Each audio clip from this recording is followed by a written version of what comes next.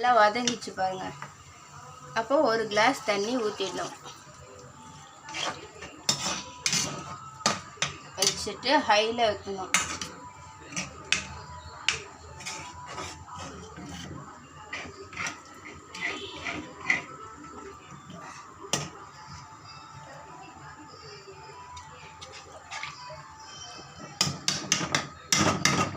இது நல்லா கொதிக்கிறப்போ இந்த பருப்பை ஊற்றி இன்னும் நல்லா கொதிக்க விடணும்.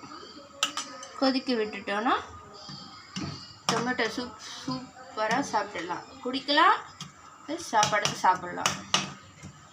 இது பொட்டேட்டோ ஃப்ரை இல்லை யாம் ஃப்ரை இல்லாட்டி எது வேணாலும் தொட்டு சாப்பிடலாம். இல்லை வெறும் சூப் கூட சாப்பிடலாம்.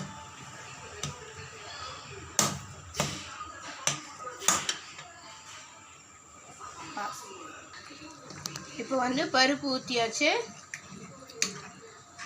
இது நல்லா கொதிக்கணும்.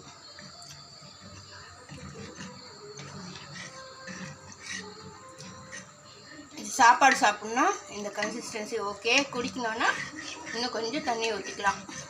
நான் ரெடியாக வச்சுருக்கேன் ஒரு 1/4 டம்ளர். கொதித்ததுக்கப்புறம் கொஞ்சமாக ஊற்றிப்பேன். இது எங்கள் வீட்டில் செய்கிற தக்காளி சூப். பாய்.